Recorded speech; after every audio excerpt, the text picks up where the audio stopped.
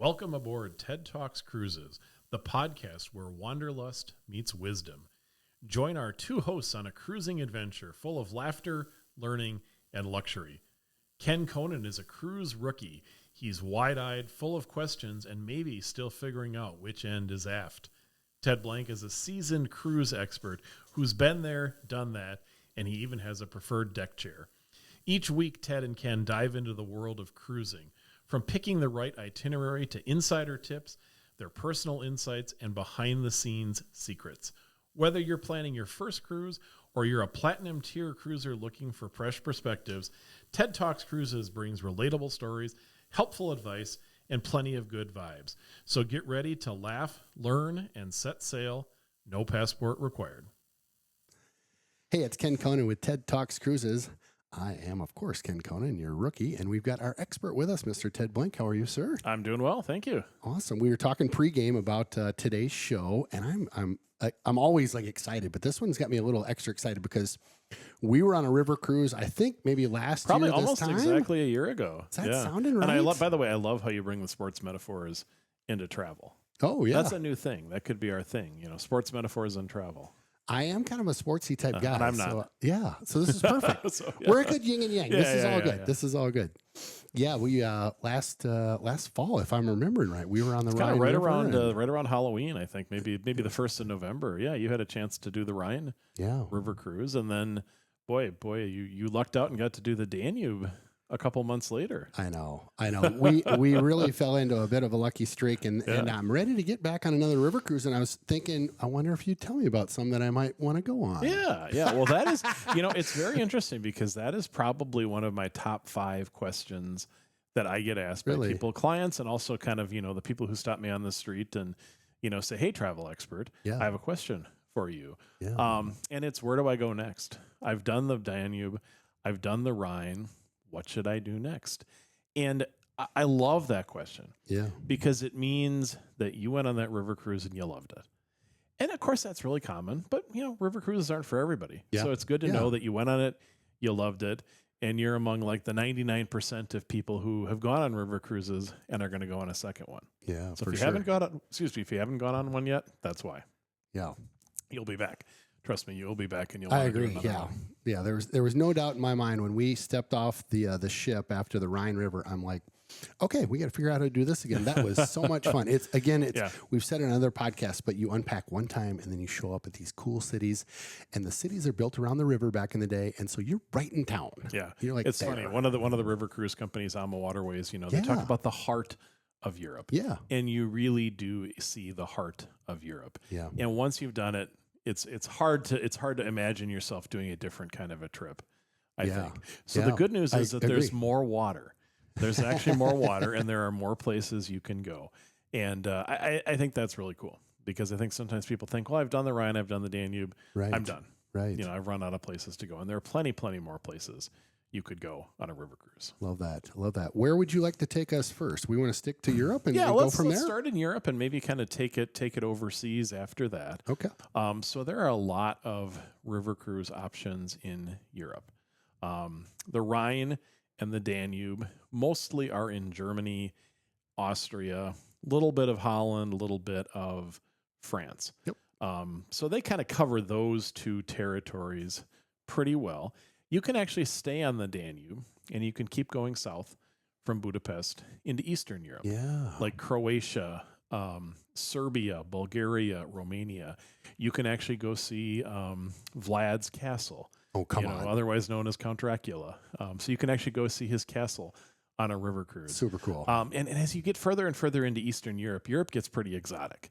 You're now behind the Iron Curtain. You're in the part of Europe where that's Slavic languages, Eastern Orthodox religion, so very different than what you'd see in France and even Hungary. Yeah. So that's a neat option. You can go 7 days from Budapest down into Romania. The cruises usually end in Bucharest, the capital of Romania. It gets very, very scenic down there. The Danube gets very wide. The mountains get higher as you get closer and closer to the sea. Huh. So that's one option. If you want to, go back to the Rhine region, excuse me, I got a little frog in my throat here today. If you want to do the Rhine region, one of the neat, really unknown river cruise options out there is to cruise through the canals of Belgium and Holland. What? So you'll kind of crisscross the Rhine. You'll start on the Rhine, you'll get off, and you go on all those canals that crisscross the country. And so you can go see, for example, the city of Bruges, beautiful Belgian city. You can go to the Keukenhof Gardens. This is a very, very popular itinerary kind of at tulip time. Oh, gorgeous, I bet. Belgium is famous for its beers. And so you can actually go do kind of a beer tasting cruise there in Belgium. Now we're talking. You get to actually go on the inland sea in the Netherlands, where if you look at a map of Holland, they've built those islands that they've connected with dams to kind of keep the ocean from coming in, and they've raised land kind of out of the seabed. Well, there's still a body of water there. And so you can cruise that as well. So that's a really neat opportunity, and certainly that tulip time is a great time to go. Another really good time to go is in the fall. Okay. Because it's really, really pretty there. The colors start to come out. You know, there's still fall flowers and things like that, but good time to kind of sample your beer up there in Northern Europe. Love that. Quick question. Yeah. So when you're cruising the canals, I've heard of like these barge type ships. Is that what it is? Or no, is these it more are of full-blown like river Ama cruise ships. Yep, these would be full-blown. So Viking, Ama, the river cruise companies do that. Okay. And the canals are big. Okay. That they cargo is carried through these canals. Okay. They're still used today. You actually go to the port of Antwerp, which is one of the biggest ports in Europe, and these canals connect Antwerp and Rotterdam and Amsterdam with the inland areas of Europe in Belgium and Holland. So yeah, a really, really neat option. France is full of river cruises. There are really kind of three main regions that you can explore. The first one is Normandy, and those would be river cruises that will usually start or end in Paris.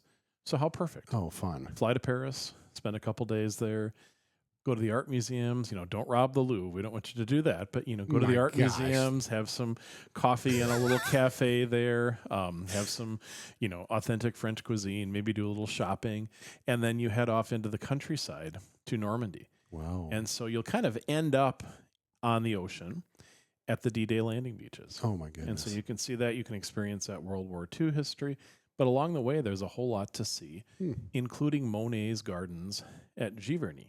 Wow. So again, in the spring, fantastic time to go. Those gardens are just breathtaking. You can see why he loved to paint in that particular locale. But, spring, summer, fall, awesome time to go there. Yeah. How fun. Excuse me. You can head south to the south of France, to the area of Provence, and you can pretty much catch a river cruise in Lyon, which is kind of in central France, and head almost all the way down to the Mediterranean. Wow. And that's wine country.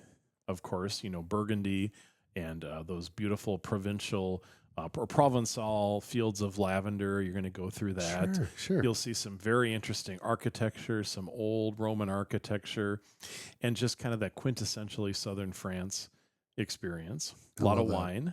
When you go on a French river cruise, you'll have a lot of opportunities to try local cuisine, local wine. Fun. And then there are river cruises that operate from Bordeaux, and they go into the Bordeaux wine region of France. And so if you like those Bordeaux wines, which are probably similar to maybe a Merlot, like a Washington style wine, a little heavier, a little thicker than Burgundy wines, which are maybe a little more like Californian wines, Bordeaux is a great place to go. Really scenic, interesting, but so much about the wine. And the cruise lines have put together some nice pre and post cruise packages that actually get you into Spain as well. Really? So you could go to Barcelona. You could go to Bilbao, which is in the Basque region of northern Spain, really quite a cultural area there. There's a very famous art museum in the area, but you could also start or end in Paris. Wow. So France, a lot of river cruises. Portugal has a river called the Douro River. Yes, and that's also become a real popular river cruise destinations. River cruise destination, you start in Portugal, you end just across the border in Spain. It's a pretty deep river valley. So it's very, very scenic. And of course, it is just littered with wineries. And so if you like Portuguese wine, you can enjoy it to your heart's content. But there's also interesting, the city of Porto in Portugal, really a beautiful, beautiful coastal city. It has an incredible, like a double-decker bridge that has pedestrians on the top, and there's a road with, or on the top, actually, it has a streetcar goes across the bridge, and then the road is like several hundred feet below that. So it's a really beautiful city. And Portugal is such a quirky place. I mean, it's a pretty small country, but there was a time when Portugal ruled the world. You know, kind of at the time of Columbus, Portugal was a very, very wealthy and very, very powerful country. And so there are still the palaces and the churches and the monasteries and the military bases from that time that you can tour. And it's a really interesting place. Great food. Portuguese food is really, really great. And it's a neat option. Definitely has become probably almost the third most popular river cruise destination in Europe in recent years. And 10 years ago, there was maybe 1, 2, 3 ships on it now. So it's gotten very, very popular. Interesting. That's awesome. Yeah. I never thought about that as an area to cruise at all. That didn't, Yeah. And great weather, too. Oh, I bet. Can't beat the weather in Portugal and Spain. I bet, yeah. And you can start in Madrid and in Lisbon, so you can get to see some more of the country as well. So, yeah, that's neat. That's awesome. And that's kind of it for Europe. Okay. Those are the most popular river cruise destinations out there. But I kind of feel like the guy from the, but wait, there's more. There's more, yes. There are definitely other places you can go, many of which are quite a bit further from the United States than Europe. Yeah. And so the first one is Egypt. And there have been river cruises on the Nile River for a long, long time. This is on my list. Yeah, absolutely. Absolutely on my list as well. Yeah. One time I went to a Chinese restaurant and I got a fortune cookie and it said, "Ted, you want to go to Egypt." Not that you will, but you want to go to Egypt. So I want to go to Egypt. I have not been there. But it's been very, very popular. And in the last couple of years, we've had dozens and dozens of clients who have done it. Really? And they come back just raving. Really? It's one of those life-changing experiences. And so most people who take a river cruise on the Nile will also spend a little bit of time in Cairo beforehand. There's a lot to see and do there. The pyramids and the Sphinx and the museums and the brand new Grand Egyptian Museum. Yes. Some people will head over to Jordan to see the ancient ruins of Petra, which are worth a trip in and of themselves. And other people might decide to start out in Dubai, which is a very modern place, extremely wealthy place on the Gulf, on the Persian Gulf. And if you like to shop, apparently Dubai is the place to go. So you can combine that with some other activities in that part of the region. Vietnam and Cambodia and the Mekong River are another really, really neat river cruising destination. And you did that a year or two ago, right? I did that about 2 years ago when I turned 50. That was my 50th birthday present to myself, was a trip on the Mekong River. How fun. And we'll have to do a full podcast on that because it was just really absolutely amazing. Yeah. Again, the life-changing experience and so much to see and so much to do. And I think sometimes we tend to think about that part of the country in the context of the Vietnam War, which for sure important, for sure, certainly, but there's a lot of other things that have happened in that part of the world. Yeah. And we had a chance to go watch the sun rise over the ruins of Angkor Wat in Siem Reap, Thailand, or Siem Reap, Cambodia. Okay. And that was just amazing. It's absolutely amazing. You get there at like 5 a.m, it's pitch black outside, and by 7:30 the sun is out and it's illuminated these beautiful, beautiful old temples, and amazing experience. So I would really highly recommend that if folks have done 1 or 2 river cruises in Europe and like that style of travel, because it works really, really well in an exotic place like that, where maybe the facilities on land aren't quite as nice. But you have your nice river cruise ship. Yeah. And they take care of everything. And they provide excellent guides who take you to both the important landmarks, but you also get a chance to meet the people. Like actually meet the people. And we went on a little walking tour through a village, and it happened to be the market day in the village. So we got to see the market place. They had brought the male water buffalo in. They come in once every 2 weeks and do what male water buffaloes do when they're, female water buffaloes when they're in town. Around. Apparently we found out there's a money back guarantee. Oh, so it's a win-win for everybody. But we actually got invited by some people into their houses. Really? Like just kind of random people along the, not the sidewalk. It was a gravel trail. And so we got to go into their homes and see what life was like. And of course, the guides translated because they didn't speak English. But just a neat opportunity to get, underneath the skin of a place that a lot of tourists, I don't think, get to do. And so the river cruises with the guides and the programs they have, they've developed the relationships that make that possible. That's amazing. If you just showed up in your rent-a Jeep, probably wouldn't happen. Probably not happen. Yeah. Probably couldn't get there, actually, because it's an island. But right. Yeah.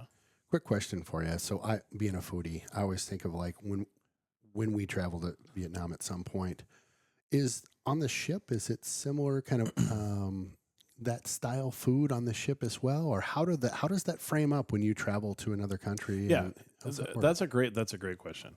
And all the river cruise lines are going to have American style, Western style dishes and local dishes. Okay. And so you can pick and choose. Okay. And one of the neat things they did on the cruise I was on is they actually would have samples. So if you didn't know what that dish was when you came into the dining room, you could just see what it looks like and decide if it was going to be the right fit for you. Okay. Love that. So obvious next question. What did you sample and go, I cannot believe this. I love it. This is, do you remember anything? Actually, I have to say the one thing that really stood out of everything else was coffee. Coffee? Yeah, coffee. And the Vietnamese love coffee. What? But it is really hot in Vietnam. It's like 100 degrees in the shade in January. Yep. And so they drink chilled coffee. Love it. So they pour it over ice. Love it. And then they mix it with sweetened condensed milk. So it's like a latte, but an iced latte. Okay. But the way they make it, the coffee they use, it's really, really good. And that was something that I'm like, oh, that was good. And you can actually find here in Minneapolis where we live, there are a lot of Vietnamese immigrants live here, and you can actually get Vietnamese coffee here, and it's really good. I highly, highly recommend it. Don't have more than one cup. Because you'll probably be shaken and your blood sugar will probably spike off the charts. But it's really, really good. And it's super refreshing on a hot day to actually have that iced coffee. That's really surprised me. Sounds brilliant. Yeah. I like that. The other thing is that they have McDonald's in Vietnam. Yeah. So there you are in Saigon, and across the street from the presidential palace that everybody recognizes from the Vietnam War. For sure. McDonald's. So hold on. There you go. So there's McDonald's across the street, but does it taste like McDonald's? I didn't actually go to McDonald's. You didn't do it, okay? No, but it just like, hey, the war's over, but there's a McDonald's. Here we go. Yeah. Mm-hmm. So funny. Yeah, I was in Europe last time we were there in Vienna, and Shannon and I, we were some town, and she was craving a cheeseburger. So I've never had that. I when I travel overseas, I'm just happy to eat what the food is there because I can always get a cheeseburger back home. But some people like that, and so the cruise will accommodate. Yeah, the cruise will accommodate the different dietary, preferences that you have. I'm in the same boat. Like, I love all things that are not cheeseburgers at McDonald's, and love you, honey, but she loves a good club sandwich. Oh yeah, she does. Or a cheeseburger. Like, she's all in for that. And I'm like, well, I'm going to try some sushi and all this other stuff. And but that's, I think, one of the neat things about doing a cruise. Is you can try something, and if you don't like it, they are more than happy to bring you a cheeseburger. They're more than happy to bring you something that you like. Yeah, and you're in kind of that safe bubble where they're going to make sure you're not going to a restaurant that isn't going to have acceptable food safety standards. That's right. And things like that. I found, and I've shared this in another podcast, but I'll repeat it because I think it's worth it. I found that on one of the I think it was Ama or Avalon, one of the two, they had the, like, you're ordering and everything was just looking so good. And the two mains, the main courses, I was like, I can't decide. I said to my server, and he says, well, let's just have them both. And so I literally almost fell over. And so they brought out portion size. They weren't full bore, but they brought out the right. And I'm like, this is just, I felt like a king. You know, it's just great. You do. Felt really good. No, they really do take good care of you. And that's why people like river cruising. Agreed. That's why they come back. Because, everything else aside, interesting places to see, good food, but the staff takes really, really good care of you. And you kind of feel like you miss them a little bit when you leave. I do. Because, it's a small group. Yeah. It's a small number of people. You do get to know them in a way that you don't on a bigger ship cruise. That's a really good point. I remember knowing their name, and they knew my name. And when I would come down the hallway, hey, Mr. Conan, and I'm like, how are you? You know, and just very pleasant. So they couldn't in Vietnam. They couldn't figure out Ted. Oh, their tongues wouldn't say Ted. T's But they could call me Theodore. Oh, So when I came upstairs on my birthday, they all said, "Happy birthday, Mr. Theodore." So that was kind of cute, I thought. That's interesting. They couldn't get Ted, but they could get Apparently, Theodore. yep. It's similar. I don't know. Yeah. It was Cambodia, actually, not Vietnam. Who knows? Yeah. So my birthday was technically it was in Cambodia. Okay. What a fun spot to spend your birthday. It was. Did you get a cake or anything? I did. Yes, I got a cake. And, all right. got to be the, everybody in the dining room sang to me. So it was fun. Sounds like a pretty good birthday. It was. Love it. Yeah. We probably should hit the last place, though, too, before we run out of time. Let's do it. And that would be in South America, actually. Oh. Yeah, this is new? This is very new, and we'll have a podcast coming up on that, too, in the not-too-distant future. But AMA Waterways has started to do river cruises on the Magdalena River, which is the main river in the South American country of Colombia. Oh, my goodness. And so I think it will be very similar to the Vietnam experience, where it's not just about the history, but it's about the peoples and the cultures and what you see as you go. But, you're south of the equator at that, probably right on the equator at that point. So a very different experience, river cruising in Colombia versus river cruising in Holland. And yet the basic thing that people really like, that high level of comfort, high level of service, intimate experience, ability to kind of get behind the scenes and under the skin of a destination is still going to be there. So I think that's going to be a new and upcoming destination. There are also river cruises in India. There are river cruises in Africa that are sort of mini safaris. There are river cruises in the United States as well. So you can definitely, cover the earth and also stay at home. But it is a great way to travel. And like I said, once you've done it, it's hard to go back. Yeah. Yeah. We have friends in Germany, and I was thinking about visiting them in the near future. And I thought, oh, well, then we're going to have to rent a car. We're going to have to figure out transport, like all the stuff, right? And then when we want to go see the sites, then we're just it's just different navigation, right? Which is fine, but you're right. River cruising is just, it's just so nice. Well, and that's actually something we work with a lot. We have folks who maybe have children or grandchildren who are studying abroad in Europe, or they have some friends they want to visit, and they're like, okay, now we visited our friends, now we visited the family, now we want to take a vacation. So let's do a river cruise. Fun. And that's something really common that we do, is we can put that together with a larger trip, so that you don't have to worry about missing the river cruise or anything like that. And people will do back-to-back river cruises as well. Yeah. Sometimes it's the same ship that just keeps going, but other times you'll get off, say, in Basel, Switzerland, and you'll ride in a car for an hour or two and get on a cruise ship the next day in a different place. Wow. So there are a lot of different ways to do it. And, That's fun. Once you're there, once you're overseas, why not stay a little longer and enjoy? Yeah. So that's what we said when we were in Vienna last year, whenever it was. We did a front side cruise. We had Shan had her training conference, right? And I went over to wherever, the Alps or whatever I was doing, and then came back, and then we did another cruise down the Dan. It was just so fun. Yeah, I thought I was going to be cruised out, but I was not cruised out. No, people combine river cruises with ocean cruises.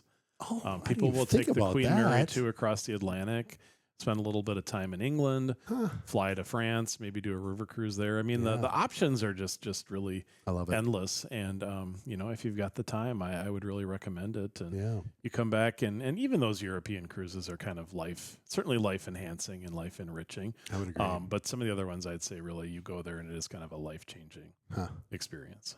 So I'm excited to talk Vietnam in a future podcast. We'll do that. That'll be fun. We'll definitely do that. And shout out to the going to Colombia on that river cruise as well. I hope I'm not breaking news here. I think you're going down there. It's coming up here in November, so we'll definitely have maybe we'll do an on the scene live. Who is that reporter from the Muppets? Guy Smiley. We got to figure that out. Yeah, because that would be really Guy Smiley on the really fun on the to river. do. Yeah, I'm looking forward to it. It'll be a very, very neat experience and an interesting place to go. It's wasn't necessarily on my bucket list in terms of this is my next place I want to go is Colombia. But as I learn more about it and I get ready for the trip, I'm very excited for it. So we will definitely cover that in a future episode. Gonna be fun. Well, thanks for joining me, sir, on TED Talks Cruises. Like and subscribe below. We'll have links to get in touch with you and your crew, both phone number and emails and the website and all the things. Again, thank you for joining me, sir. Thank you. We'll see you next time on TED Talks Cruises.